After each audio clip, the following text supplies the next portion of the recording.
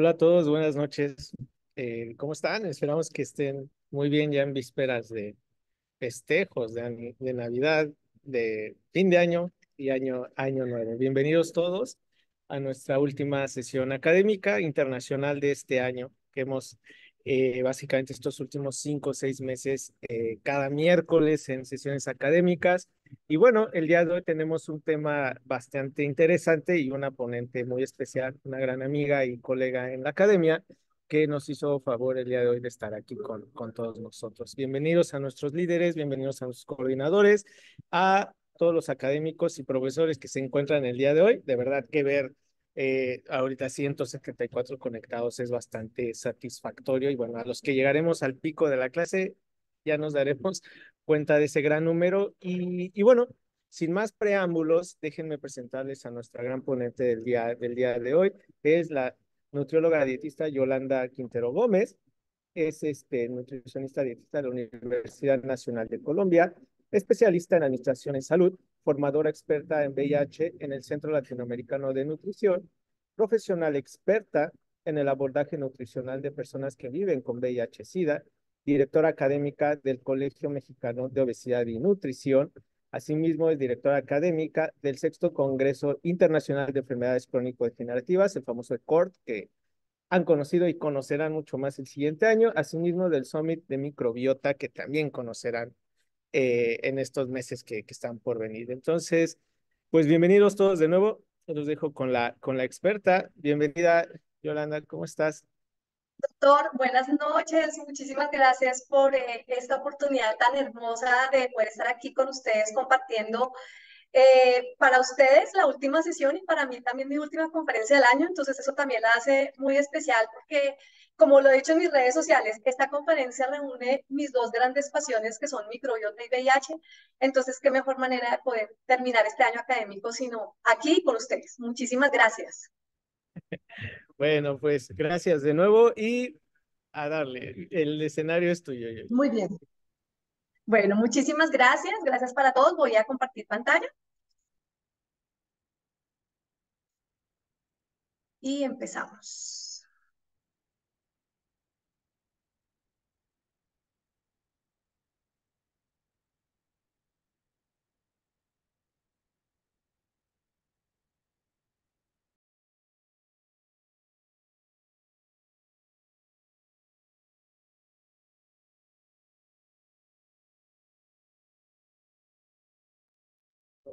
Un momento a todos. Se sacó el Zoom a nuestra ponente, pero estamos conectando de nuevo.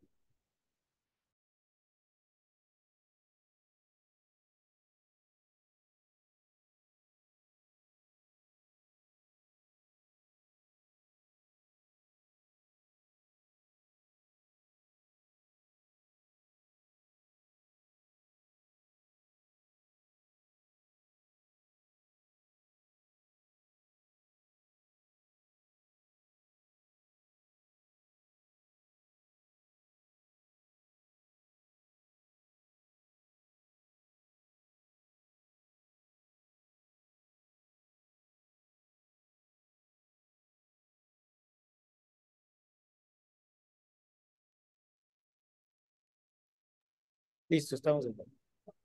Ok, voy a compartir la pantalla entonces. Por favor, me avisas cuando ya la estén viendo, por favor. Sí.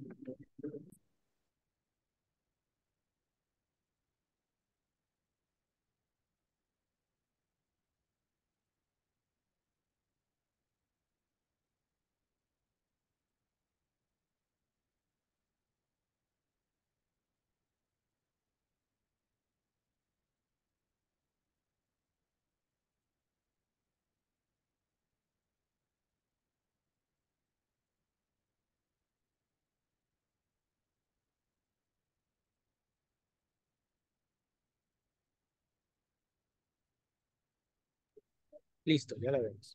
¿Listo? Bueno, muy bien. Entonces, vamos a empezar.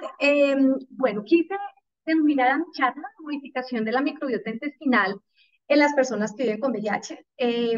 Una de las cosas que me gusta decir dentro de mi presentación es que tengo 27 años de experiencia en nutrición clínica de los cuales 17 años le he dedicado a VIH. Entonces, esto hace que estas conferencias sean realmente basadas en la experiencia, en lo que he podido aprender, porque realmente ellos, esos pacientes, son los que han sido mis maestros en todo este camino.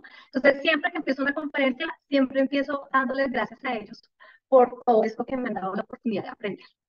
Bueno, entonces, esta conferencia también tiene muchos objetivos, pero básicamente un gran objetivo es entender esa estrecha relación que hay entre esos dos conceptos que son microbiota y VIH.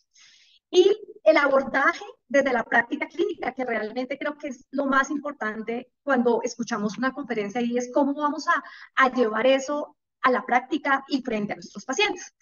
Muchos estudios, digamos que hoy apuntan a que realmente la disfunción intestinal es el principal determinante de la inflamación sistémica y muchas veces también de la progresión de la enfermedad. Entonces, el poder mantener y el poder mejorar la salud intestinal de esas personas, pues claramente que se va a traducir en un montón de beneficios para ellos e inclusive también en poder pensar en ralentizar esa progresión del virus. Entonces, es muy importante viéndolo también desde ese objetivo y desde ese punto de vista.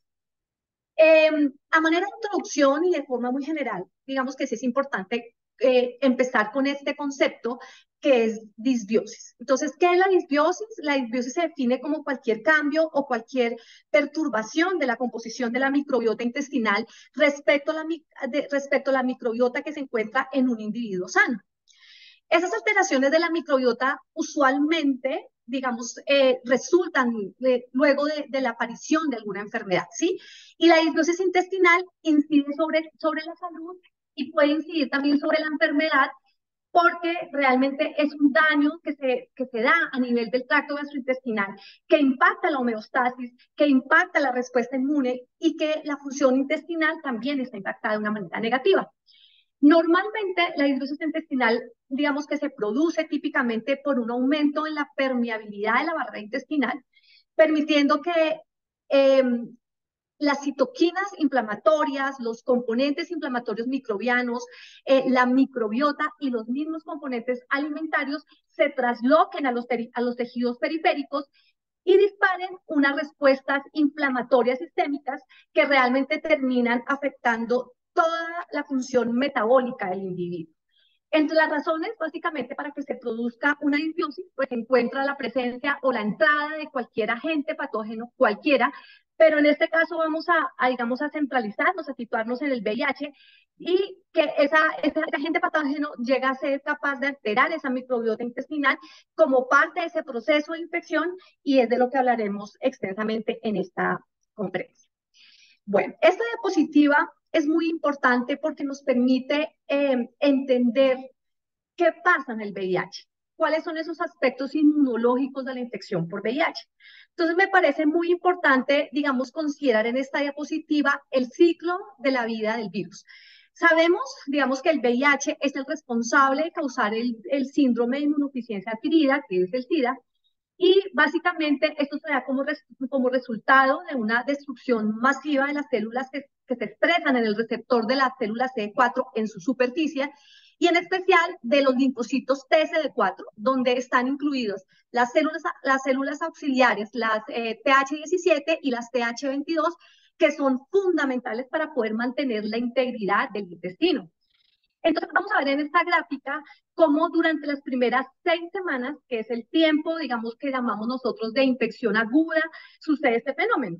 Ustedes ven en esta diapositiva la línea azul. Esa línea azul representa una caída abrupta de los linfocitos CD4, donde hay una extensa diseminación del virus y un asentamiento de ese virus en los órganos linfoide o en los órganos santuario, que son esos órganos donde son los reservorios del virus o, digamos, donde se aloja básicamente el virus. Y la línea roja representa la carga viral, donde se observa la multiplicación extensiva y durante la progresión a SIDA, precisamente por un mayor deterioro inmunitario que da como resultado un mayor riesgo a desarrollar muchas de las enfermedades que vemos en estos pacientes, como son, por ejemplo, la diarrea infecciosa y muchos síntomas gastrointestinales que ocurren más o menos hasta en un 90% de los pacientes. Miren, la manera como comienza la infección y el establecimiento del virus en el ser humano es algo único. Si se dice que aproximadamente a los pocos días de iniciarse la infección, la presencia del virus digamos, se concentra en el tracto gastrointestinal. Y esto se debe a que este órgano alberga más o menos, se dice que entre el 45 y el 65% del total de las células inmunes de todo el cuerpo. Entonces, la consecuencia realmente de esa reducción de las células CD4 es una falla de la barrera intestinal para protegerse precisamente contra todos esos patógenos invasores, así como la pérdida de las citoquinas, que son, digamos, antiinflamatorias, que son necesarias también para mantener esa función de la barrera normal, como son la interleuquina 22, que es una citoquina que la denominamos como crítica para el mantenimiento de la barrera epitelial. Y lo que acabo de decir, aquí digamos que se traduce un poco en una manera un poco más gráfica. Y aquí, digamos, podemos ver en esta diapositiva las tres fases de la infección por VIH. Entonces, vamos a ver primero, antes de la infección, un individuo sano, un individuo que pues, no tiene un diagnóstico de VIH. Vamos a ver en el segundo, digamos, cuadrito, es la fase aguda, y la fase aguda es la que llamamos la fase de primo infección, que vemos cómo se produce una depresión de las células CD4, que son exactamente esos circulitos azules. Entonces, ahí vemos cómo hay una depresión muy importante en las células CD4, pero igualmente hay una elevación de la carga viral, que son los punticos rojos, que son esas copias, pues digamos que estamos intentando siempre controlar durante el virus. En esa fase, después vendrá seguida por una fase crónica o una fase que se llama de latencia clínica, que está caracterizada básicamente, si ustedes se dan cuenta en esta gráfica, por una recuperación, digamos, del número de CD4 y una disminución de la carga viral. Finalmente, y digamos, tras un largo periodo de latencia clínica, que es realmente lo que podemos ver hoy día, y es que casi la mayoría de los pacientes se mantienen en esa fase de latencia clínica, que realmente no todas las personas que viven con VIH llegan a progresar a SIDA, pero puede venir una tercera fase que tendrá lugar a lo que denominamos SIDA, que se caracteriza básicamente por una caída muy abrupta nuevamente del recuento de los linfocitos CD4, que hará que esa respuesta inmune quede alterada y en consecuencia pues el individuo sea más susceptible a tener una cantidad de infecciones oportunistas que realmente pueden llegar a conducir a la muerte. Entonces digamos que esta es una manera un poco más gráfica de ver ese ciclo de la vida del virus. Perdónenme, creo que exacto, pasé esta. Digamos que hay muchas enfermedades que pueden llegar a ser o patologías que son definitorias de SIDA. Acá les traje, digamos, unas que podemos enumerar de una manera muy específica. Y fíjense que dejé para la última el síndrome constitucional o desgaste.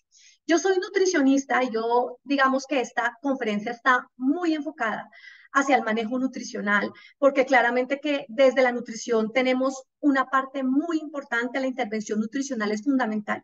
Y desafortunadamente, una de las patologías, digamos, más frecuentes en mi país, en Colombia, yo en este momento estoy viviendo en México, pero soy colombiana, y allá tenemos un sistema de salud donde nos reporta a través de unas cuentas de alto costo el comportamiento epidemiológico de las enfermedades de alto costo, dentro de ellas la VIH.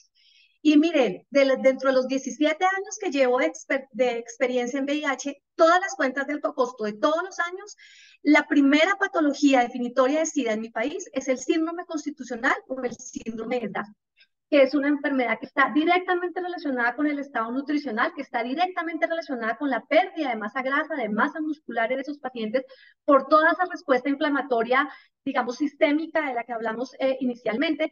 Entonces, aquí, digamos que esta diapositiva la traje más para llamar la atención de la importancia que tenemos los nutriólogos dentro de la intervención de la persona que vive con VIH. Bueno, y aquí vamos entonces a entrar un poco más en el tema y vamos a ver acerca de las alteraciones en el microbioma, en el microbioma intestinal.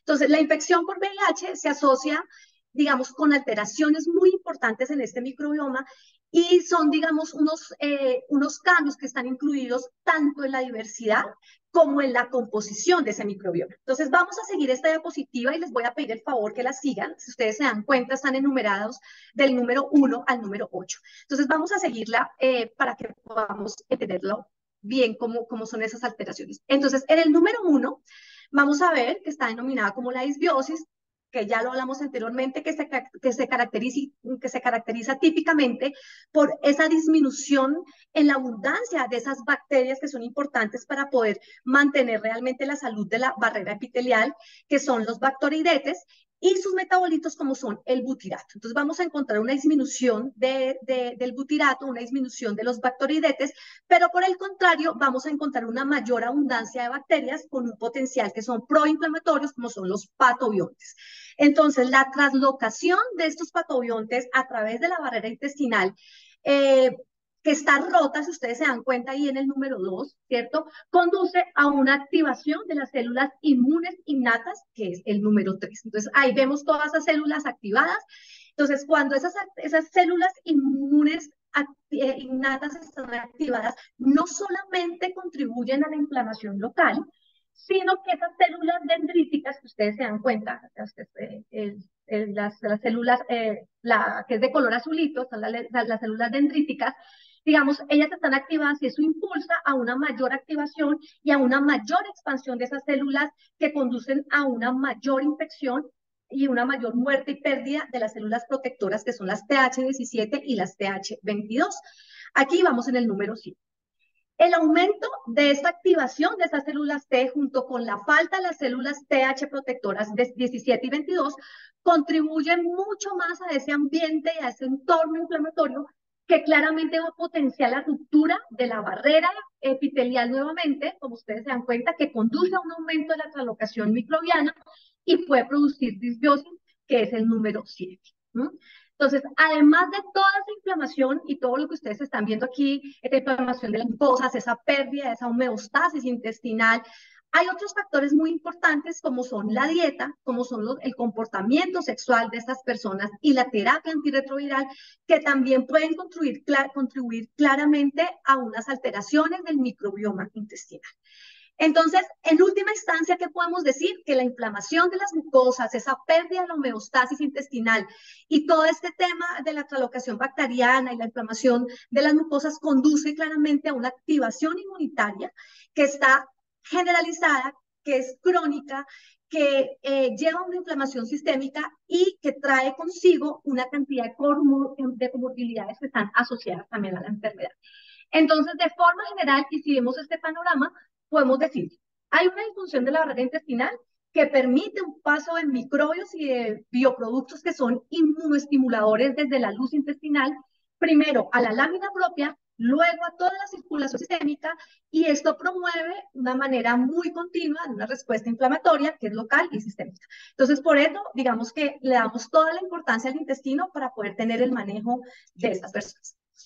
Y esas alteraciones, digamos, ¿cómo se podrían ver esas alteraciones sobre el huésped? Entonces, esta diapositiva es muy visual también, donde se muestra, por ejemplo, cómo en diferentes estudios se han identificado distintas composiciones del microbioma intestinal en individuos que están infectados por VIH con o sin tratamiento antirretroviral, en comparación, por ejemplo, con pacientes que son controles sanos o controladores élite, que digamos que si no sabemos el concepto o lo recordamos, pues los controladores élites son aquellas personas que viven con VIH, pero que llevan más de 2 años con una carga viral indetectable sin uso de tratamiento antirretroviral.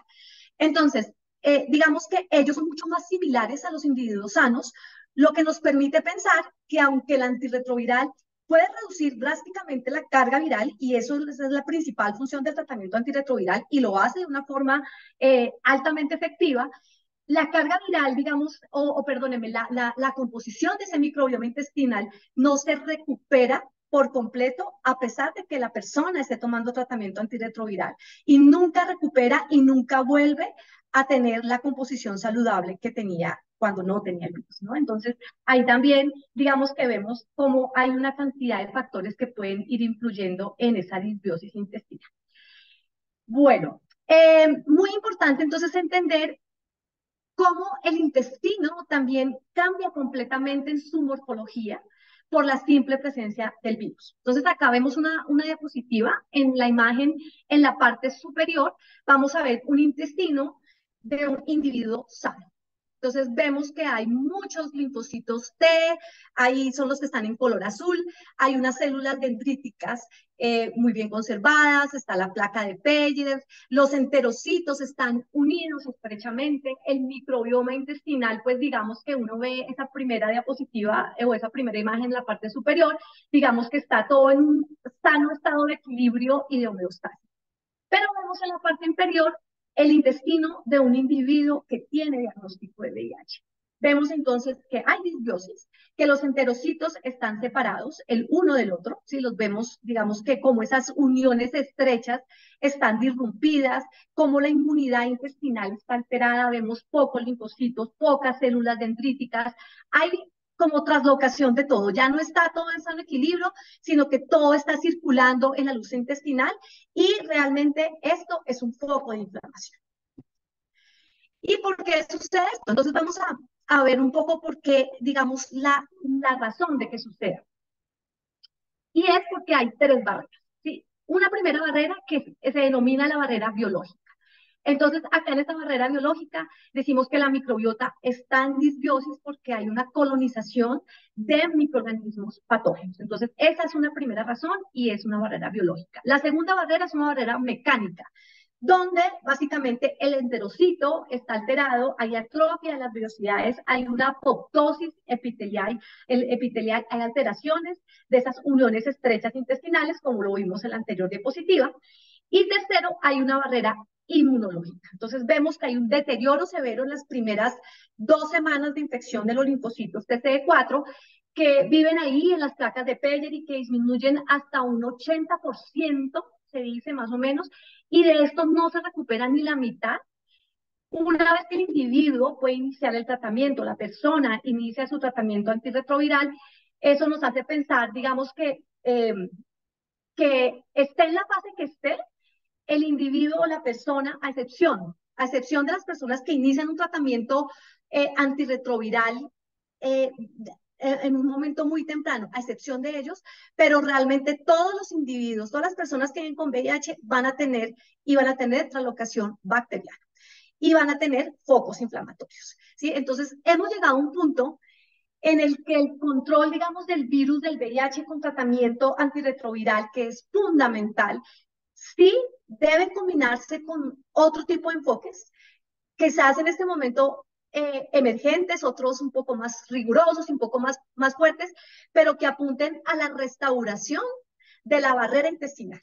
Y digamos que si se pudiera tener ese objetivo de poder eliminar ese fenómeno de la translocación bacteriana, porque eso claramente que la translocación es la que tiene todo el efecto sobre la homeostasis inmune, y si pudiéramos trabajar precisamente sobre eso, y estudios que ya se están haciendo sobre eso, podría mejorar claramente ese pronóstico del paciente infectado por el VIH, sobre todo en términos de mortalidad, porque pues estamos hablando de inflamación y de la cantidad pues, de consecuencias desde el punto de vista inflamatorio que esto trae.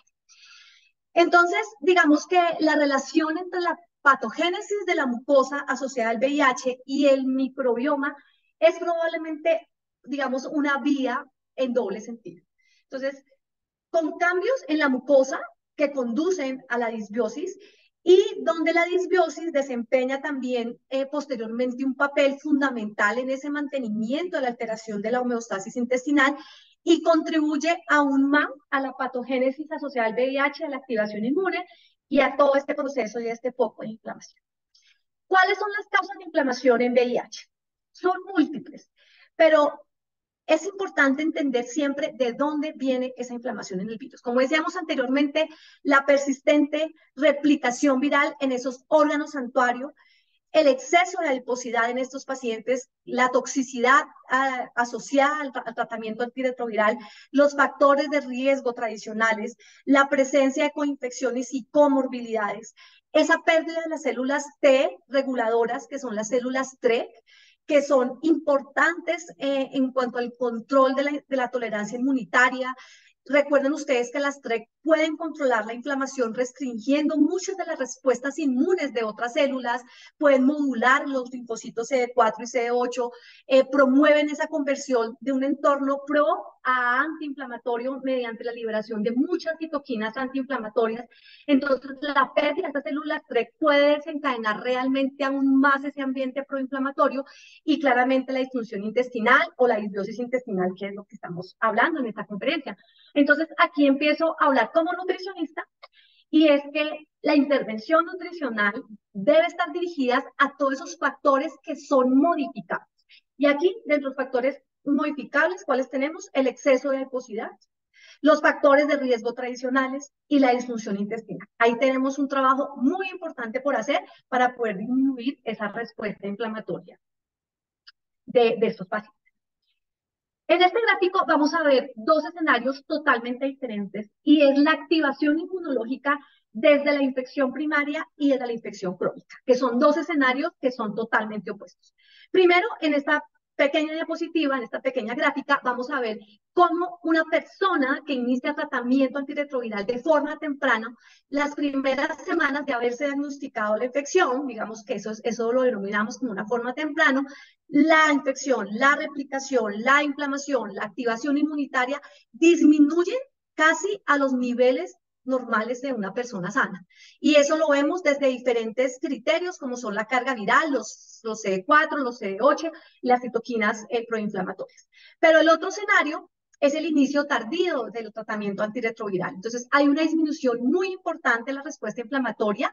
Claro que sí, eso lo que hace es la función del tratamiento antirretroviral, pero digamos que nunca regresa a la normalidad, ¿sí?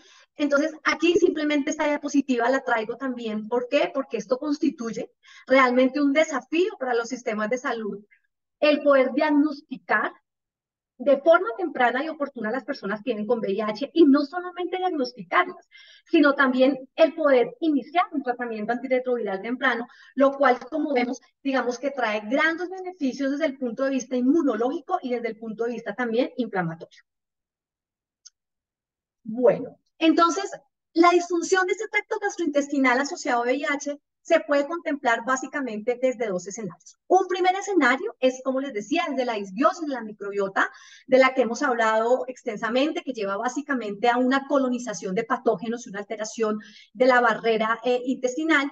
Y por otro lado, la depresión de los linfocitos CD4 con una importante reducción de esas células TH17 en el intestino que puede estar relacionada básicamente con una disminución en la restauración de la mucosa y un aumento en la translocación microbiana desde la luz intestinal hasta la circulación sistémica. Y claramente todo esto trae una hiperactivación inmunitaria contribuyendo a una exacerbación de la infección y a muchas infecciones oportunistas. Entonces, la pérdida de las células TH17 puede estar acompañada por un aumento de las células TREC.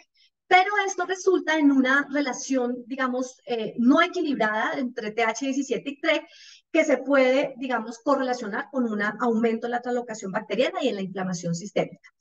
Para que la translocación bacteriana tenga lugar, tienen que haber tres cosas. Primero, alteraciones en la microbiota intestinal. Segundo, alteraciones en la barrera intestinal. Y tercero, alteraciones en los mecanismos de defensa inmunológica. Esos son los tres criterios para que haya una translocación microbiana. Bueno, y cuando uno habla de VIH, pues no puede dejar de hablar de este tema tan importante. Hemos hablado de comorbilidades y de respuesta inflamatoria. Entonces tenemos sí o sí que hablar de riesgo cardiovascular. Entonces, asociado a todo lo que hemos hablado anteriormente, los riesgos, los factores de riesgo cardiovascular, que ya son muy bien conocidos por todos nosotros, que son la edad, el tabaquismo, la dislipidemia, la resistencia a la insulina, la intolerancia a los carbohidratos, la hipertensión, digamos, son los factores de riesgo tradicionales. Pero resulta que hay unos factores propios que están íntimamente ligados al VIH y hacen que estos pacientes sean aún mucho más propensos al riesgo cardiovascular adicional a lo que puede traer consigo la terapia antirretroviral. Entonces, estos son los factores de riesgos propios del VIH. Veamos entonces, aquí vamos a estar repitiendo algunos conceptos, pero pues es que es importante el poder que nos, digamos, que esto nos quede absolutamente claro dentro de la contextualización de esta conferencia. Y es, uno, el virus hace varias cosas. Primero, como se los he dicho extensamente, un daño grave al intestino, al tejido linfoide que está asociado a las mucosas, que permite una translocación microbiana. Dos, la inmunodeficiencia. Cuando el paciente está en inmunodeficiencia, eso favorece la reactivación del citomegalovirus. Hay que decir que hay muchos pacientes con personas que viven con VIH que también están infectadas por el citomegalovirus y esto causa mucho más inflamación. Y tercero, la persistencia viral o la persistente replicación viral en los órganos santuarios o los órganos que son reservorios del virus. Todo esto que hace genera la activación crónica del sistema inmune, del endotelio, que finalmente y a través de otros muchos mecanismos que ustedes ven ahí, llevan a la enfermedad cardiovascular. Entonces, esto no se queda aquí. Resulta que esta activación inmunitaria dificulta esa reconstitución de esos linfocitos CD4 y esto que hace también a su vez fomenta la senescencia inmunitaria. Por lo cual, quiero mencionar, digamos, algo de lo que significa el envejecimiento en esta población que es tan importante. Entonces, en esta diapositiva, de una forma más gráfica, vemos primero cómo la infección, entonces, causa sus daños a los tejidos linfoides, a la mucosa, que todo esto lleva a una inmunodeficiencia progresiva, que hay unos niveles excesivos de patógenos, de inflamación, hay un daño en el intestino, una translocación microbiana. Esto ya está claro.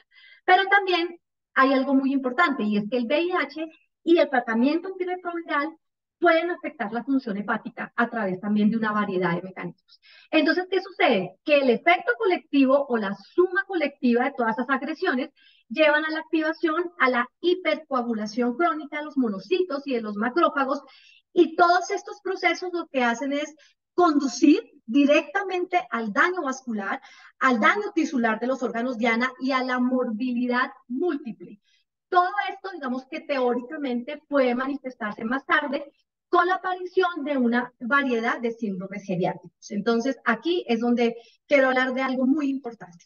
Y antes de empezar a hablar de esta diapositiva, tengo que decirlo, y es que las personas que viven con VIH se están envejeciendo con el virus. Yo tengo pacientes, por ejemplo, que hace 30 años fueron diagnosticados y hace 30 años tenían 20 años, ya hoy tienen pues 50 años o incluso mucho más.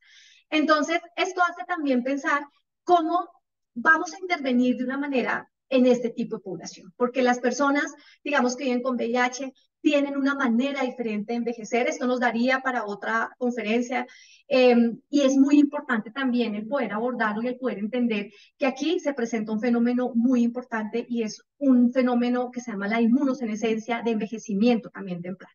Entonces, ¿qué sucede?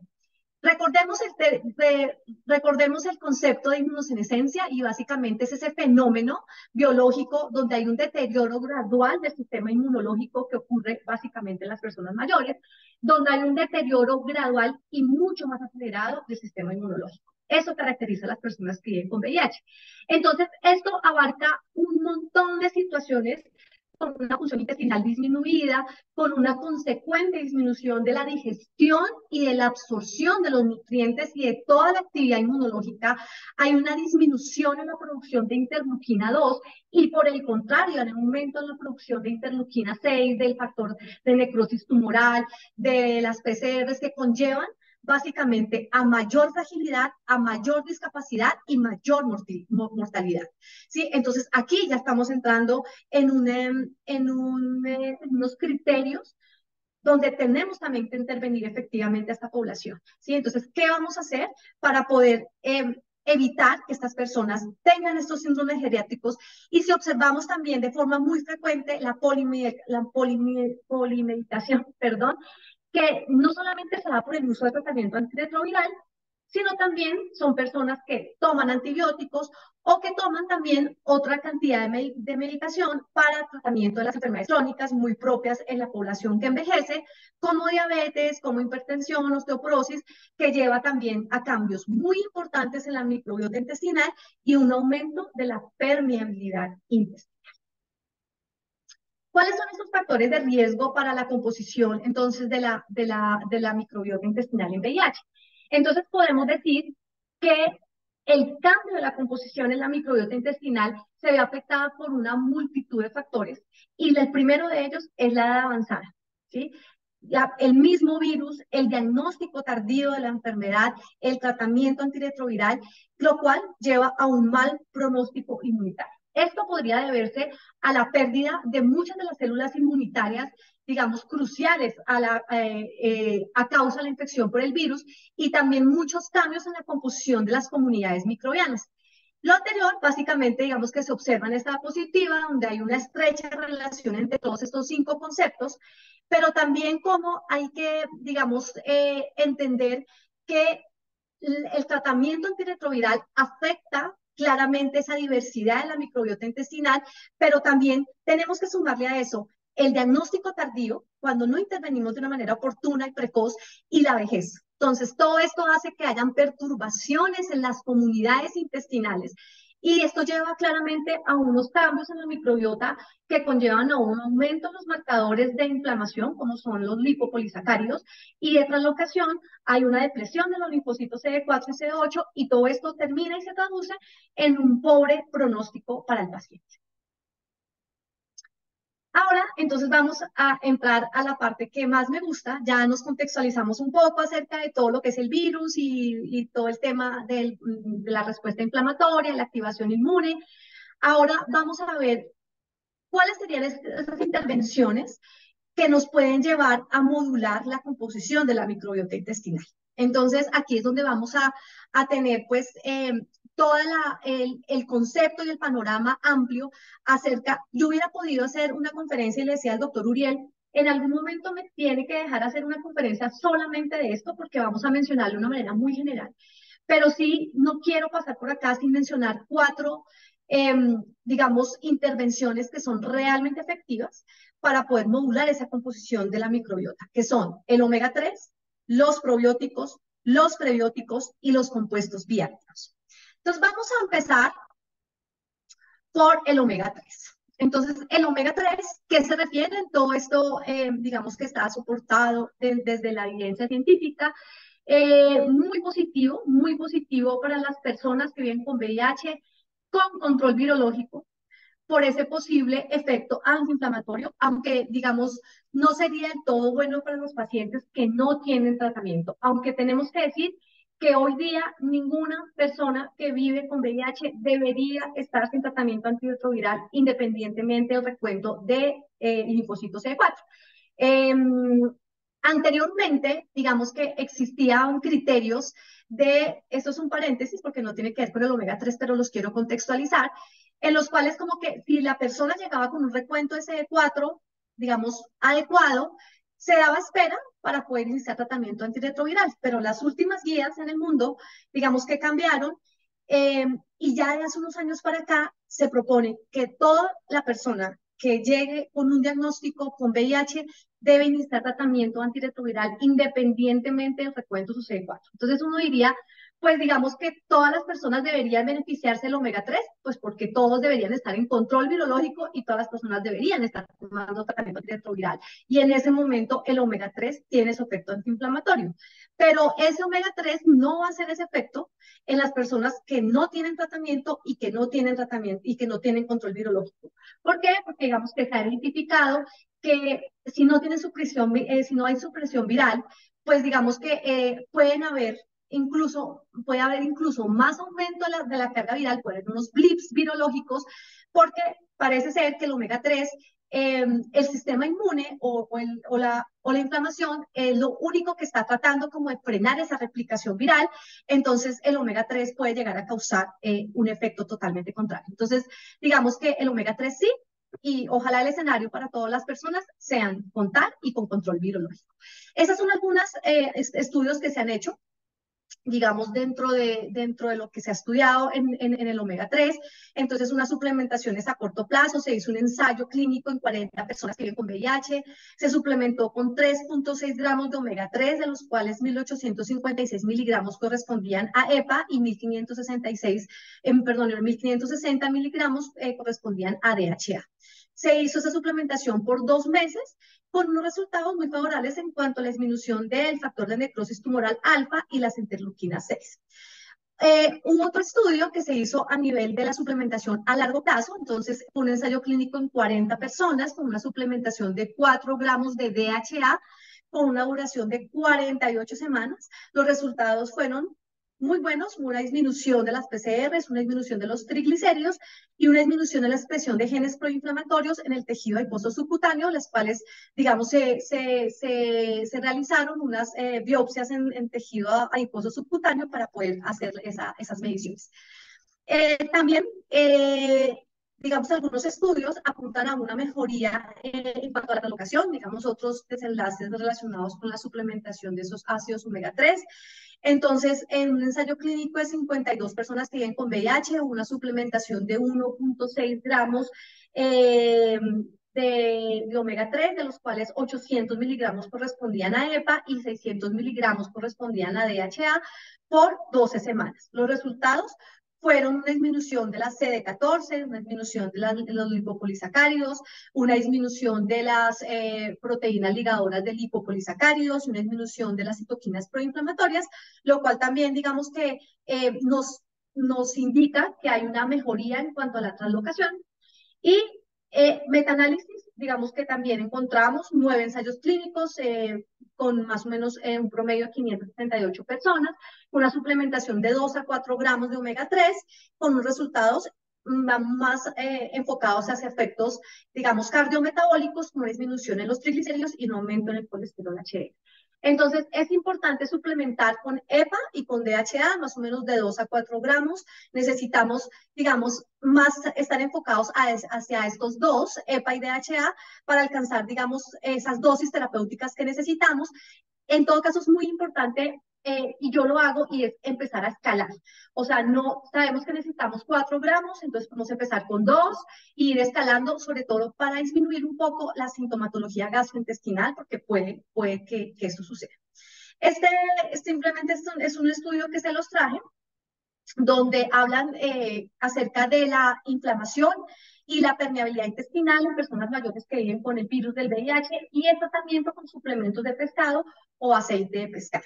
Entonces, básicamente nos dice que cuando se consumen esos suplementos de aceite de pescado, EPA y DHA, digamos que narra acerca de esos efectos que tienen desde el punto de vista que se reemplaza el ácido araquidónico en las membranas celulares y se inhibe esa síntesis de los metabolitos proinflamatorios del ácido araquidónico y todo esto pues trae una cantidad de beneficios muy importantes en cuanto a la disbiosis. Entonces, simplemente te los traje para que también, si ustedes quieren, lo lean.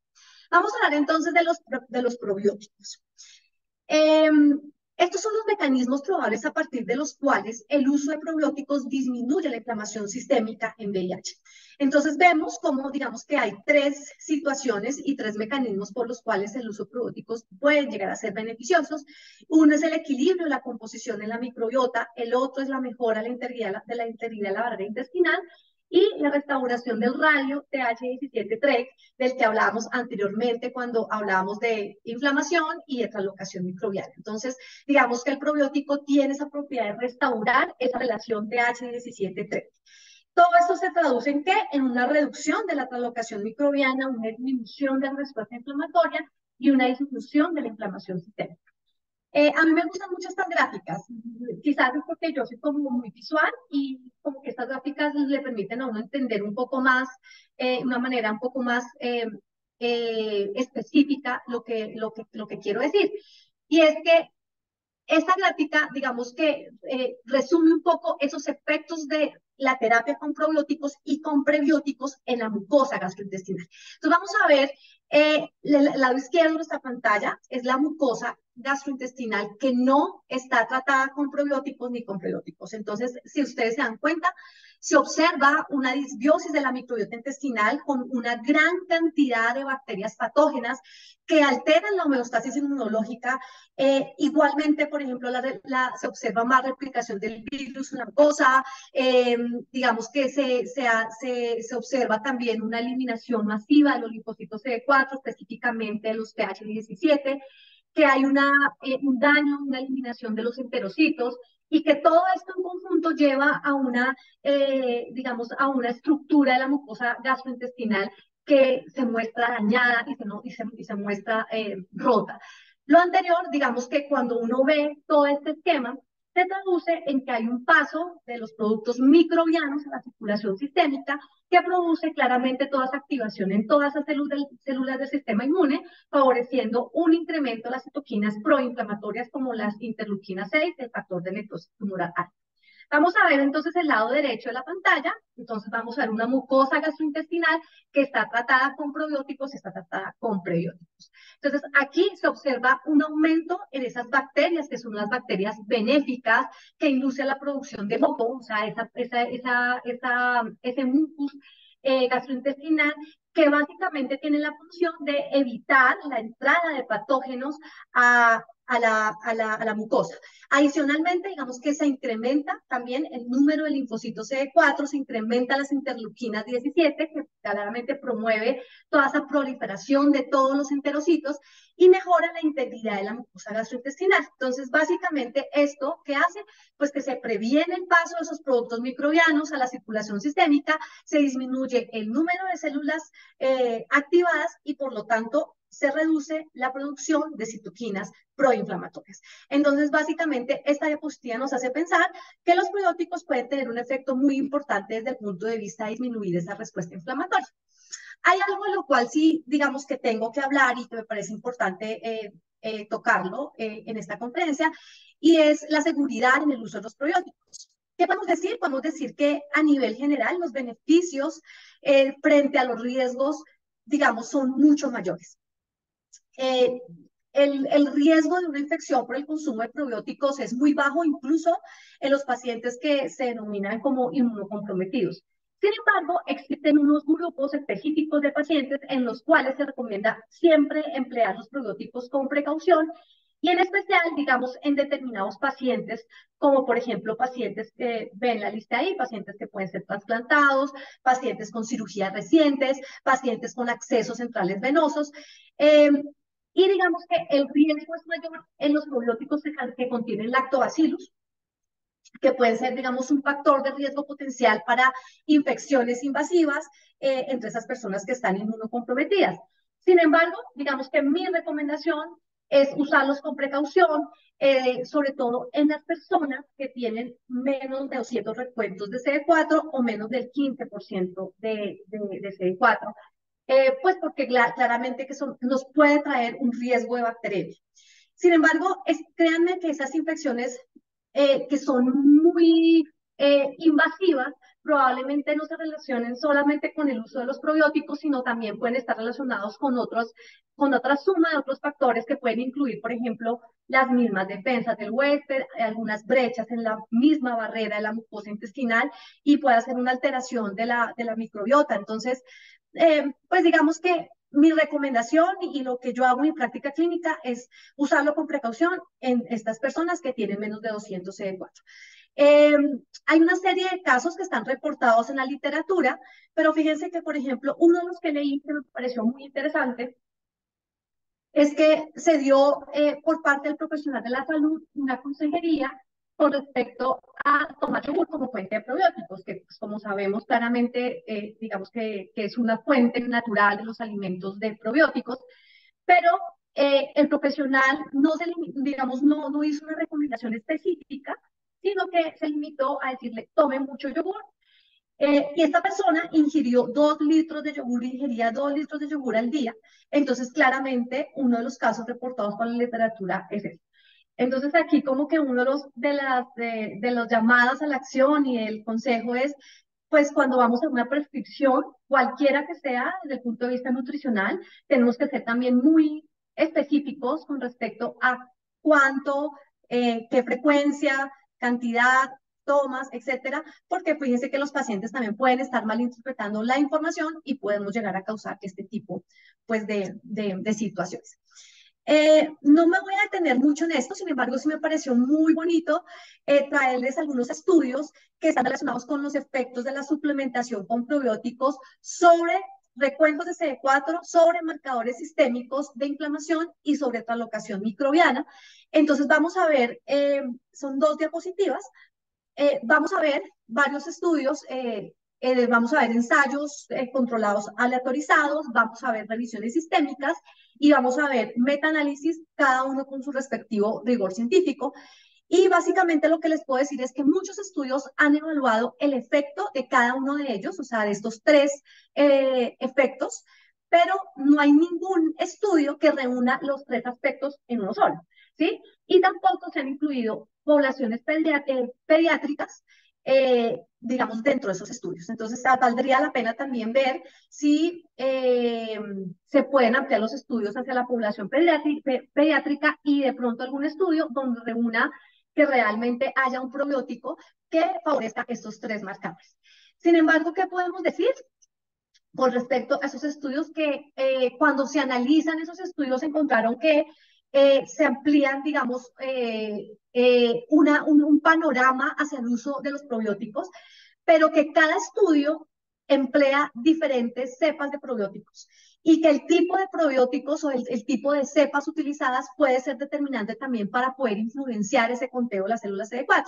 Entonces, por ejemplo, en unas revisiones sistemáticas que tienen con metaanálisis, que ustedes saben que tiene un rigor científico muy importante, entonces aquí vemos el de Fu et al, sus colaboradores, y el CASEMI, aquí también lo vemos. Entonces, fíjense que son, digamos, ¿qué reportaron ellos? Que la suplementación con probióticos no tuvo ningún efecto sobre el recuento de los CD4. Pero vamos a ver, por ejemplo, las revisiones sistémicas que nos da, aquí está Lima, creo que está acá, no está en el otro. Eh, Lima, ¿sí? Está al final, entonces Lima y Miller mostraron que sí puede generar un aumento en el recuento de CD4, lo que podría deberse a que se incluyeron seguramente otras cepas de probióticos.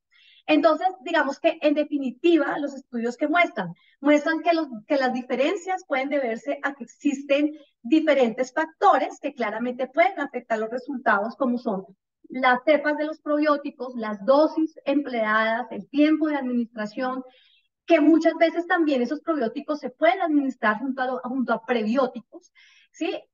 O el mismo tratamiento antirretroviral, el tamaño de la población, las características poblacionales, todo eso puede tener una influencia en los resultados que nos dan los diferentes estudios. Pero de manera generalizada, todos mostraron que la suplementación con probióticos puede ser una estrategia segura que no generó, digamos, en ninguno de los efectos, de los estudios, ningún efecto adverso, y por lo cual podría ser muy factible y es muy factible su uso.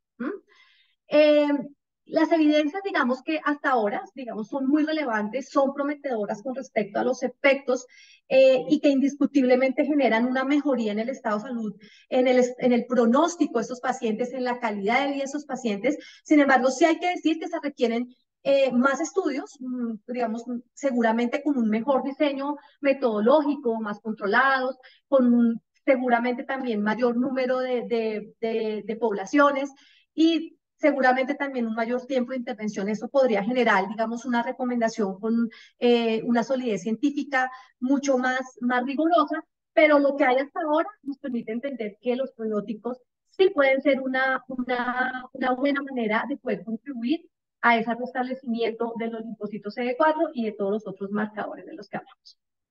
Hablemos ahora de prebióticos. Ese es un tema también que me encanta porque digamos que reúne muchas de la intervención desde el punto de vista nutricional que podemos hacer y es a partir de los alimentos. Entonces, seguro, este es un documento que ustedes conocen, que son las directrices mundiales de la Organización Mundial de Gastroenterología, y donde definen los prebióticos como un ingrediente fermentado selectivamente que produce cambios específicos en la composición y o actividad de la microbiota gastrointestinal, confiriendo así beneficios para la salud del hospedero. Entonces, digamos que uno pensaría, acabamos de hablar de probióticos, hay mejoría con probióticos, pero uno esperaría que también deberíamos tener unos muy buenos resultados con los prebióticos, teniendo en cuenta que con los prebióticos estamos dando el sustrato energético directamente a la microbiota y en términos, digamos, de alimentos, que es básicamente el efecto directo para que esa composición de esa microbiota mejore. Entonces, los prebióticos son precisamente ese sustrato energético que fermenta la fibra y que produce esos ácidos grasos de cadena corta que confiere tanto efectos tanto metabólicos como antiinflamatorios en el individuo. Fíjense que no hay muchos estudios con respecto a prebióticos y VIH, ¿sí? Pero este lo encontré, me pareció muy lindo, uno de ellos, ese es un ensayo clínico aleatorizado, donde habla acerca de los efectos de los prebióticos sobre la disbiosis microbiana, la producción de butirato y la inmunidad en sujetos infectados por VIH. Entonces fue un estudio clínico aleatorizado, eh, digamos, se hizo en 44 pacientes y la intervención fue dada con 5 gramos de, perdóneme, ahí son prebióticos, no son probióticos, son prebióticos con 5 gramos de galactoligosacáridos, 10 gramos de fructoligosacáridos y 5 gramos de glutamina durante 6 semanas. ¿Y cuáles fueron los resultados? Pues los resultados fueron disminuciones en los marcadores indirectos de translocación bacteriana y activación de las células T. Creo que ya quedamos muy contextualizados con respecto a esto, entonces eso podría ser digamos, un beneficio muy, muy grande, mejoría de la producción química y cambios en la producción de butirato con un aumento significativo. Creo que, digamos, esto nos muestra un poco cómo la síntesis de butirato, digamos, es prometedora y puede ser un objetivo en el cual podríamos poner, digamos, el foco para poder hacer posibles intervenciones también. Y esta es también una manera gráfica que les traje para poder entender cómo vamos a llevar esto a la práctica. Entonces, recordemos que los carbohidratos o los hidratos de carbono candidatos a ser probióticos son lo que llamamos los oligosacáridos. Los oligosacáridos son compuestos de 2 a 10 moléculas de monosacáridos unidos. Hay varios tipos de probióticos y entre los oligosacáridos, digamos que consideramos actualmente como funcionales, consideramos los fructanos. Entonces, fíjense que los fructanos, ahí está incluida la inulina y los fructooligosacáridos, estas sustancias, digamos, que se encuentran en varios alimentos, como por ejemplo la cebolla, el ajo, la alcachofa, los espárragos, los tomates, el puerro, el plátano, el trigo, el centeno, la cebada, la raíz de achicoria. Entonces, ahí hay una gran posibilidad para poder ofrecer a los pacientes una muy buena fuente de fructanos. También están los oligosacáridos de la soya, como son la rafinosa y la estaquiosa. Encontramos el isomaltoligosacáridos que se obtiene por hidrólisis enzimática del almidón, que es procedente de distintos cereales y de los tubérculos. Los galacto-oligosacáridos, que son procedentes de la leche mediante, digamos, muchos tratamientos, y la lactulosa, que es obtenida por un tratamiento térmico de la lactosa. Entonces, la mayoría de estos prebióticos, digamos, están presentes en la dieta, o sea, los tenemos a la mano, ¿sí? Y fíjense que lo podemos en general, digamos, como encapsular o lo podemos, digamos, decir que si usted consume fibra, y preferiblemente fibra soluble, ahí va a tener una muy buena fuente de probióticos.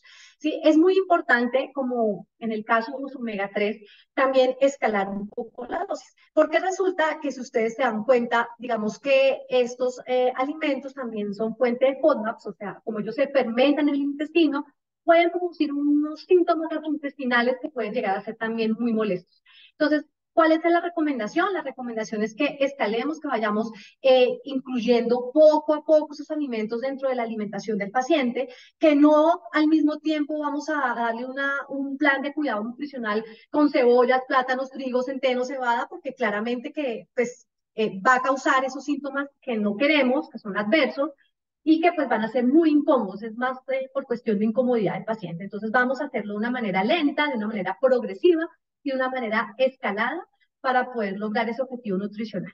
Y es muy importante también decir que hoy día pues, se está hablando de nuevos prebióticos, hay una cantidad también de alimentos que ya vienen estudios muy interesantes, inclusive aquí en México, y de lo cual hablaremos en nuestro summit de Microbiota 2024, yo ahí voy haciendo las cuñas, porque si hay nuevos prebióticos como almidones resistentes, al ácido linolérico conjugado y los polifenoles, que van a jugar un papel muy importante dentro de esa modulación de la microbiota intestinal. No puedo pasar por aquí sin hablar de la dieta mediterránea. Y la dieta mediterránea, digamos que es una muy buena opción terapéutica para poder modular también la microbiota intestinal. Entonces, para eso les traje este estudio clínico. Es un estudio clínico abierto, controlado, aleatorizado, que se hizo en un hospital de Barcelona con 74 personas que viven con VIH, 5 eran mujeres, 69 eran hombres, de los cuales 60 eran hombres que tenían sexo con hombres y todos tenían tratamiento antirretroviral. Ese fue un estudio que se hizo durante 12 semanas, en la cual intervinieron dos grupos, un grupo de intervención con 37 personas a los cuales se les dio 50 gramos de aceite de oliva extra virgen por semana y 30 gramos al día de nueces. Y el grupo control se les dio la dieta habitual también por el mismo tiempo. ¿Qué sucedió y qué encontraron? Entonces, después de las 12 semanas, ellos encontraron que el grupo de intervención claramente que aumentó significativamente su consumo de aceite de oliva extra virgen, frutos secos, nueces, frutas, verduras, legumbres, pescados, y redujo la ingesta de cereales refinados, de carnes rojas y productos cárnicos, así como de bollería, tortas y dulces, pues se mejoraron parámetros muy importantes. Se mejoraron los parámetros metabólicos, la activación inmune, la función 3, la composición de la microbiota intestinal en general mejoró y aumentó la abundancia de las bifidobacterias tras esta intervención y esto pues claramente que mejora el perfil de la microbiota intestinal. Entonces, eh, me pareció importante traer ese estudio. ¿Por qué? Porque es que la dieta mediterránea, digamos que es como el gold estándar, ¿no? Y a veces acá en México he escuchado muchas personas hablar y decir, bueno, pero es que los mexicanos tenemos un estilo, unos hábitos de alimentación que no nos permiten hacer una dieta mediterránea. Lo mismo puedo decir en Colombia también tenemos hábitos que seguro, pues digamos, están muy en contra o en contravía de lo que nos podría proponer la dieta mediterránea. Pero me parece también muy importante entender que podríamos hacer pequeñas modificaciones. Fíjense que si usted le dice a su paciente, incluya aceite de oliva, ¿sí? Consuma más frutos secos, no deje de comer sus tacos. Alguien hablaba hace 8 días de unos tacos probióticos. Eh, no deje de consumir sus tacos, no deje de comer los hábitos que ustedes tienen acá. No se trata de eso. Yo soy de las que pienso que uno puede empezar a hacer pequeños cambios y pequeñas modificaciones dentro de los hábitos de la población en el mundo, no solamente mexicanos y colombianos, y puede causar muy buenos resultados y efectos muy positivos. Entonces, sí es posible. Para mí, se lo digo como nutrióloga, sí es posible el poder hacer cambios, el poder introducir algunos de los criterios de la dieta mediterránea dentro de los planes de alimentación de los latinoamericanos, por lo menos que tenemos esa fama de no comer muy bien. Entonces, aquí es también muy importante que entender que la dieta mediterránea no debemos encasillarla solamente hacia el manejo, por ejemplo, de las enfermedades cardiometabólicas, ¿no? Ella también está como muy, muy encasillada hacia, bueno, vamos a mejorar en nuestros perfiles lipídicos, vamos a mejorar toda nuestra composición cardiometabólica, ¿no? La dieta mediterránea también tiene un efecto muy positivo sobre la composición y el perfil de la microbiota intestinal. Y para eso, entonces, claramente que tengo que hablar de los compuestos bioactivos de la dieta mediterránea. ¿Sí? Los compuestos bioactivos básicamente son los que nos van a traer todos estos beneficios desde el punto de vista de esa modulación de la microbiota. Y si ustedes digamos, recuerdan un poco cuáles son esos compuestos bioactivos de la dieta mediterránea, pues son varios, son los antioxidantes, es la fibra, son los fitoesteroles, los ácidos grasos monoinsaturados y los probióticos. Pero digamos que aquí sí tengo que hacer un énfasis muy importante con respecto a los antioxidantes y su forma de polifenoles. Creo que esta ha sido de las formas, digamos, de los compuestos bioactivos más estudiados, que tienen más efectos sobre la microbiota.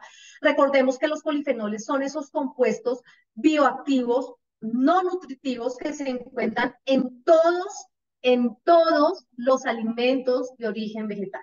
La mayor parte de los polifenoles, digamos, que alcanzan el intestino grueso y quedan expuestos a la actividad microbiana, son los polifenoles que están unidos a la fibra dietética. Entonces, qué importante poder dar fuentes de polifenoles con fibra dietética para que realmente lleguen de una manera efectiva sobre el intestino grueso. Esta asociación, entonces, digamos que cuando podemos tener esta asociación entre los polifenoles y entre la fibra, eh, hace que haya como un destino metabólico y que gran parte, digamos, de esos beneficios puedan eh, unirse, ¿no? Entonces uno dice, tenemos los efectos de los polifenoles por ser un compuesto bioactivo, tenemos el efecto de la fibra, y el efecto de la fibra es que básicamente pues la fibra se degrada lentamente, se libera de forma progresiva, y todo esto cuando se une, pues tiene una acción muy importante a nivel del colon, en un efecto prebiótico, y también sobre todos los órganos y los tejidos diana, un efecto que puede llegar a ser un efecto sistémico. Recordemos que los polifenoles se clasifican básicamente en 4 grupos, que son los flavonoides, los ácidos fenólicos, los lignanos y los estilbetos. Digamos que esa es la clasificación de los polifenoles. Pero el más conocido de todos son los flavonoides, porque son los que le dan el pigmento natural a los vegetales. Entonces, cuando vemos vegetales de color, ¿cierto? La zanahoria, la auyama, los chícharos o la misma arveja que ustedes llaman, básicamente todos esos colores los están dando los flavonoides. Y ellos también hacen parte de esos compuestos bioactivos. Entonces, acá los beneficios son todos. Y también, pues claramente tenemos que decir que la fibra, los fitoesteroles, los ácidos grasos monoinsaturados, donde pues el aceite de oliva ahí es fundamental, es el omega 9 y el omega 3, los probióticos, pues todo esto, digamos, a través de muchos mecanismos, pues van a unirse y van a lograr una modulación de la inflamación, claramente que va a tener un efecto también sobre todo al menor riesgo de enfermedades crónicas, con cambios fisiológicos y cambios metabólicos que son muy positivos, pero esto finalmente también lleva a que podamos tener ese objetivo, y es poder tener una mejor microbiota intestinal. Este también es una diapositiva que les traje específicamente para mostrar esos efectos metabólicos que tienen los polifenoles sobre la microbiota, ¿sí? Entonces, los estudios, digamos, que han demostrado que solamente una pequeña porción de los polifenoles, más o menos del 5 al 10% de la ingesta de lo que usted consume de polifenoles, se absorbe en el intestino delgado. La mayoría, que es el 90-95% de la ingesta de los polifenoles, se transporta al intestino grueso. Los polifenoles, digamos que ingerimos en la dieta, pueden modular esa composición de la microbiota intestinal, y al mismo tiempo también la microbiota intestinal mejora esa biodisponibilidad de los polifenoles al convertirlos en unos metabolitos que son disponibles, que proporcionan efectivamente esos efectos metabólicos positivos para la microbiota.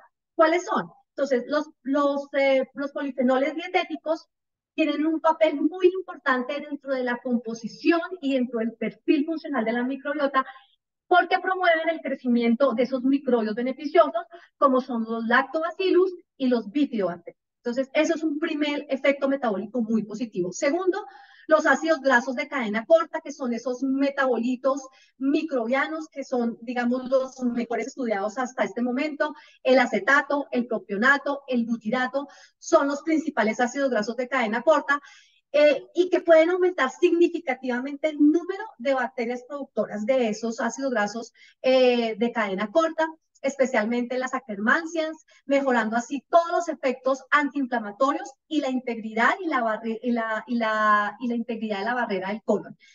Tercero, los polifenoles también pueden interferir en la función celular bacteriana de la membrana. Por ejemplo, se dice que los flavonoides y las flavonas pueden aumentar la permeabilidad de la membrana del citoplasma y esto también puede llegar a tener un efecto antibacteriano. Entonces, todo lo anterior en suma, pues puede llegar a tener unos efectos muy importantes para la salud. Como ustedes se dan cuenta ahí, los beneficios son múltiples. Pueden tener efectos anticancerígenos, antiinflamatorios, neuroprotectores. Entonces, creo que aquí nos queda también muy bien contextualizado de una manera muy gráfica esos efectos tan importantes que tienen los polifenoles. Entonces, ahora veamos cómo vamos a llevar a nuestro plan de cuidado nutricional esos compuestos bioactivos. Entonces, es simplemente, esta diapositiva es muy corta y es muy linda también porque simplemente nos describen cada componente bioactivo y los alimentos que lo contienen. Entonces, si quiero consumir antioxidantes, ¿qué tengo que hacer? Comer más frutas, comer más verduras, consumir más aceite de oliva, comer más frutos secos, legumbres, especies, condimentos y vino. Obviamente aquí, cuando hablamos del vino, pues tenemos que hablar que el vino pues es un alcohol, es una sustancia, pues digamos que cuando se toma con precaución podría llegar a causar esos efectos benéficos, pero pues también en exceso puede llegar a causar también efectos que no deseamos. Entonces, no más de 2 copas por día pueden llegar a tener ese efecto positivo. Fibra, más frutas, más verduras, más cereales integrales, más legumbres. Fitoesteroles, cereales, nueces, frutos secos, legumbres, aceites vegetales. Ácidos grasos monoinsaturados, aceite de oliva. Ácidos grasos omega 3, pescados, mariscos, frutos secos. Probióticos, pues lácteos fermentados derivados de la leche, yogur, quesos, olivas, aceitunas, alcaparras, vinagre y vino. Fíjense que hay una pregunta que siempre me hacen y es, ¿qué probióticos recomiendas? No sé si alguien me quería preguntar eso, pero yo de una vez lo voy contestando. Y es que yo antes de pensar en qué probiótico, en qué cepa, en qué género, en qué especie, lo primero que pienso es de poder, dentro del plan de cuidado nutricional, dar la mejor opción dentro de los alimentos, dentro de la fuente primaria que nos da la naturaleza, las fuentes de probióticos y de prebióticos, antes de pensar en cualquier tipo de suplementación. Ya para terminar, entonces vamos a, a resumir todo esto en las intervenciones. O sea, ¿qué intervenciones realmente están destinadas a mejorar esa integridad de la barrera intestinal? Entonces vamos a centrarnos básicamente en algo muy importante que es restaurar. ¿Restaurar qué? Restaurar primero la barrera biológica intestinal. ¿Cómo la restauramos? Con el consumo de probióticos. Segundo, restaurar la barrera inmunointestinal. Eso no nos corresponde a los nutricionistas, eso es un tema que está, digamos, más hacia la ciencia médica.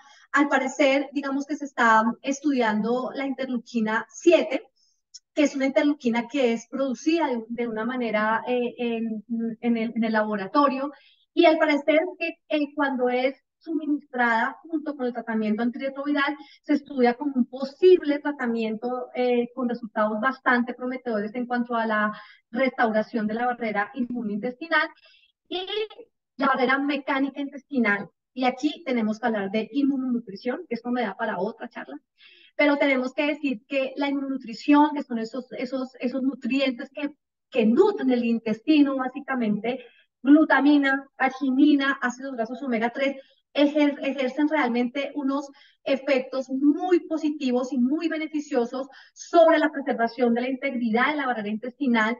Eh, Les puedo decir que dentro de mi experiencia clínica he tenido una experiencia muy importante con la glutamina. Eh, Parece ser que la glutamina mejora esa permeabilidad intestinal y tiene un efecto antipoptótico también sobre la mucosa intestinal.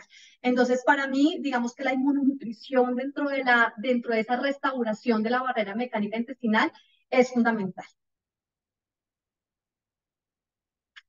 Direccionamientos futuros, ¿qué esperaríamos? Pues esperaríamos muchas cosas. Esa es una diapositiva que pues me gustó mucho porque realmente como que reúne muchas de las cosas que cuando hablamos de direccionamientos futuros como que soñamos, ¿no? Un poco. Entonces, ojalá que todo esto pueda algún día ser una realidad, pero claramente que comprender mejor ese impacto del virus sobre el microbioma intestinal, esos estudios que estén direccionados hacia eso, que claramente nos permitan entender un poco más cómo es este mundo todavía, eh, digamos, con una necesidad y con una sed de ser mucho más explorado, donde se hagan estudios un poco más sobre ese impacto que tiene el VIH sobre el microbioma, donde se analicen esos microbiomas y por qué muchos de esos pacientes, por ejemplo, muchos pacientes no responden como quisiéramos, porque esos pacientes no tienen una recuperación inmunológica. ¿Qué está pasando en ese intestino? ¿Qué pasa, por ejemplo, en esos controladores élites? ¿Qué pasa en esos individuos que son negativos, pero que, por ejemplo, están usando terapia profilaxis preexposición? Si esto puede, por ejemplo, la terapia preexposición, inducir a un perfil disbiótico que pueda llegar a modificar un poco también el riesgo de la transmisión del virus, el impacto de la dieta desde todos los escenarios posibles, cómo es cada día más importante el ir avanzando en poder hacer nuevas intervenciones nutricionales, eh, transferencia fecal, medicina de precisión, nutrición de precisión, bueno, tantas cosas que uno, digamos, podría soñar en este mundo maravilloso de la microbiota del VIH, pero lo que sí está dicho es que hay una necesidad urgente de terapias que estén dirigidas a preservar la integridad intestinal para evitar el envejecimiento acelerado, las comorbilidades y la muerte prematura en las personas que viven con VIH. Puntos clave.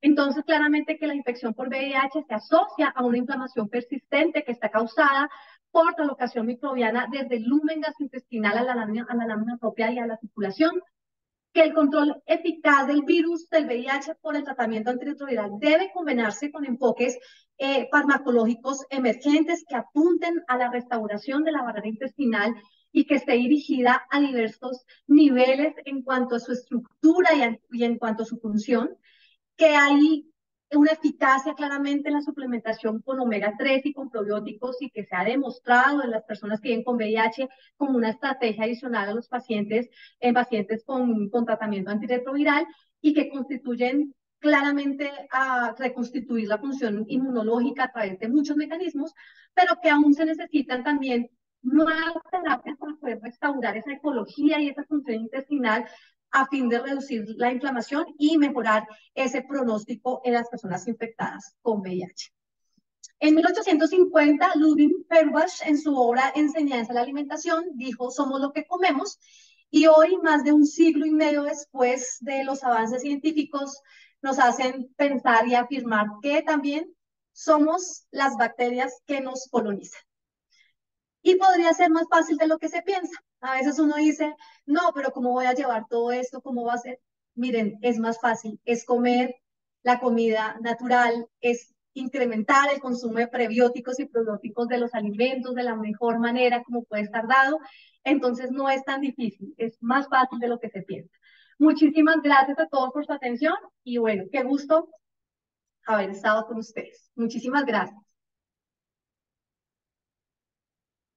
Gracias a ti, Yolanda, por esta gran clase, de verdad que impactante, ¿no? A veces pensábamos que el simple hecho de tener pacientes inmunodeprimidos, pues ya era factor de riesgo para presentar, incluso hablaban de casos de sepsis en algunos casos, ¿no? Y pues bueno, ahora con este crecimiento de la ciencia de la microbiota que viene de las últimas décadas y los últimos años bien revolucionado, ya estamos entrando justo en la etapa, ¿no? De implementar probióticos, prebióticos, simbióticos, pero dirigidos a enfermedades, ya no solo a ver qué pasa, a ver qué hallazgos tenemos a ver qué hallazgos tenemos en la clínica. Digo, se empezó el estudio en tracto digestivo, pero ya sabemos los múltiples ejes y lo que nos pueden ayudar. Entonces, justamente por ese interés y ese crecimiento científico, pues bueno, estamos ahorita guiando estas charlas en la parte de la microbiota en nuestro curso de enero. Voy a abrir el chat por si alguno de nuestros asistentes tiene alguna duda, la podemos hacer a nuestra invitada del día de hoy. Y también voy a dejar el formulario de las asistencias, donde quien desee constancia solo tiene que dar si la quiero y nos ponemos en contacto con ustedes y les pido que no se vayan porque les vamos a presentar el programa justamente de microbiota. Entonces, déjenme abrir el chat por si tienen alguna duda. Ya pueden ponerla ahí. Y felicidades, gracias.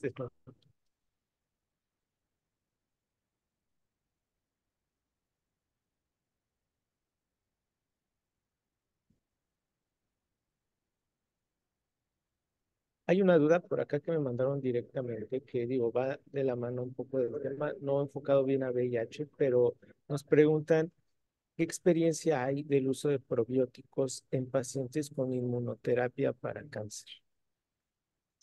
Bueno, la inmunoterapia, digamos que es uno de los tratamientos más recientes en cuanto al manejo del cáncer. Realmente no he podido llegar hasta allá, o sea, no he leído exactamente si hay algún tipo de efecto. Pensaría que sí tiene que haberlo. Fíjate que se está estudiando mucho esa relación que hay acerca de la microbiota sobre estos pacientes. Hay un investigador que está en la Universidad de Filadelfia que precisamente me estaba proponiendo una conferencia de estos en el Summit. Quería hablar exactamente sobre la inmunoterapia y su efecto sobre la microbiota intestinal. Tendríamos que leer, pero eso me hace pensar que hay mucho, mucho que decir. Son tratamientos que son, digamos, recientes, que hasta ahora se están, digamos, explorando, entonces seguro va a haber muchas cosas muy interesantes por ahí.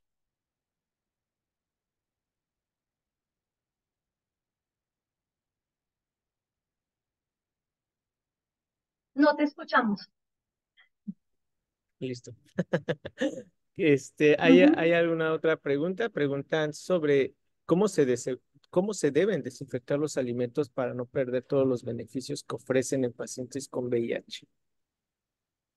Bueno, mira, eso es una pregunta, digamos, que va dentro de la bioseguridad que uno tiene que hacerle, o de la educación que uno tiene que hacerle en bioseguridad a todas las personas que llegan a la consulta. Sino, fíjate que tiene mucho más que ver con esos pacientes que están inmunosuprimidos, ¿sí? Eh, y es la forma como debe preparar y cómo debe consumir los alimentos, cómo los debe refrigerar. Básicamente lo que hay que hacer es, para no perder esos beneficios, esas propiedades, las vitaminas y los minerales que son, digamos, los que están más susceptibles a perderse por cocción y por calentamiento, lo que hay que hacer es calentar el agua, ¿cierto? O sea, no adicionar los alimentos en el agua, sino calentar el agua y cuando el agua ya está caliente, poder hacer un lavado de las frutas y los vegetales, básicamente. Pero básicamente, ¿sabes? Algo muy importante aquí, me parece importante tu pregunta. Si encontramos una persona inmunosuprimida y queremos hacer una muy buena recomendación de bioseguridad, hay que decirle a la persona que le quite todas las cáscaras a todos los alimentos posibles. O sea, que no consuma nada con cáscara. ¿Sí? Las frutas, obviamente que se puede comer sin cáscara, por ejemplo, como el plátano, no sé, la papaya, pues básicamente se puede hacer, pero las que tienen cáscara, por ejemplo, manzana, pera, quítale la cáscara. Es la mejor manera de poder, digamos, disminuir cualquier riesgo de infección. Ok, perfecto. Bueno, pues si me permites, vamos a presentar el programa de microbiota. Si quieres tomar tantita agüita y Sí. regresamos a algunas dos preguntas que hay por aquí que me mandaron directo. Eh, Denme un segundo. Listo. Justamente derivado a esta gran necesidad de aprender sobre esta ciencia que está teniendo un gran auge en la investigación clínica y científica, bueno, conformamos un grupo de investigadores respecto a este tema y vamos a comenzar nuestro año académico justamente con un curso internacional de microbiota, ¿ok? Este es el programa oficial, lo conocen justo ahorita, cuando lo vean en redes ven que es el azulito, este es, y bueno, va a haber 17 clases, los temas que son tendencia a nivel internacional sobre microbiota, lo van a dar 14 especialistas internacionales, vamos a tener un panel internacional justamente sobre los usos de probióticos y prebióticos en diversos escenarios clínicos donde vamos a preguntarte por cuánto tiempo se deben de tomar, que qué sepas. Bueno, ahí con los expertos lo vamos a tratar. Está avalado por la Universidad Anáhuac, la Escuela Internacional de Medicina de la Universidad Anáhuac en Cancún y el Colegio Mexicano de Obesidad y Nutrición. Y bueno, este va a ser en vivo como esto para incentivar esta interacción con nuestros ponentes, pero también se va a grabar para quien quiera ver on demand, ¿no? O incluso se pueden ver las dos al mismo tiempo. Aquí está la parte de nuestro programa, como pueden ver.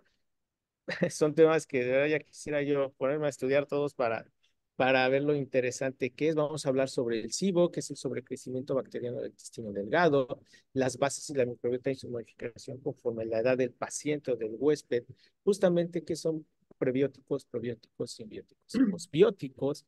Vamos a hablar sobre la regulación neuroendocrina de la microbiota en enfermedades gastrointestinales, el síndrome de intestino permeable o leaky gut, los ejes de la microbiota, las implicaciones metabólicas en la adiposidad de la microbiota y neuropsiquiatría, alimentos funcionales en el adulto, microbiota oral y su papel en enfermedades odontológicas, prevención de la disbiosis con alimentos funcionales, tipos de dietas y su impacto con la microbiota intestinal. Vamos a hablar sobre el quorum sensing, esta nanofisiología de cómo se comunican las bacterias. Y bueno, ese tema está bien padre, le va a tocar a un servidor darlo y ya quiero platicar al respecto de cómo las bacterias no solamente tienen los biofilms, también tienen señales químicas, hormonales, incluso de bioluminiscencia, lo vamos a ver por ahí. Y justamente en nuestro panel de las pautas generales sobre el uso de probióticos, el certificado que ya está aprobado por la Universidad de Anáhuac, que van a recibir todos los que se inscriban. Esperamos que lo vean y que lo enmarquen muy bonito. Y bueno, esto se les va a pasar a todos el día, a más tardar el día de mañana, yo creo que en la noche, se sube a las redes para que conozcan también a los ponentes. No se pusieron ahorita porque nos faltaron dos de sus fotos, pero bueno, el día de mañana estará en redes sociales, en nuestra página. Aquí vienen las reglas y el orden de cómo se deben de registrar. Y bueno, bienvenidos, será un gustote empezar el año de ciencia con ustedes, que nos acompañen y armar este grupo, el más grande grupo de estudio de medicina y microbiota del país y les aseguro que de Latinoamérica.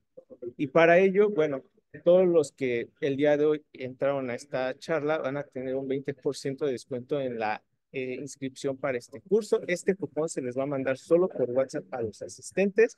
Y bueno, sin más preámbulo y todo esto, pues también desearles una feliz vida y un grandioso año. Y bueno, regresamos contigo, Yuli.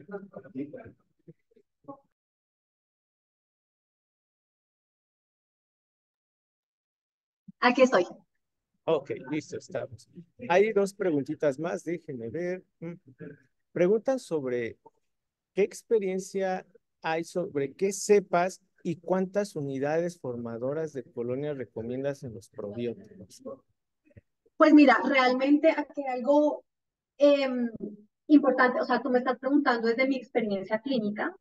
En mi experiencia clínica, el mejor probiótico que yo he utilizado son los lactobacillus reuteri. Em, digamos que e incluso cuando combinamos los reuteri, por ejemplo, con glutamina, los resultados en las personas que están inmunosuprimidas, de hecho, en las personas que tienen esas diarreas infecciosas, esa síndrome de Gaster que está asociado a enfermedad gastrointestinal, los resultados son maravillosos. O sea, te lo puedo decir desde mi experiencia clínica que son los mejores probióticos, los Reuteri. Ok, vamos a revisar alguna otra pregunta que está por aquí. Déjenme checarlas. Ok, preguntan, en pacientes con VIH que llegaron a la meta, es decir, no detectables, ¿se sigue Uh -huh. recomendando el uso de omega 3 probióticos y prebióticos? Ay, qué bonita pregunta, me encanta. Mira, depende. En nutrición todo depende.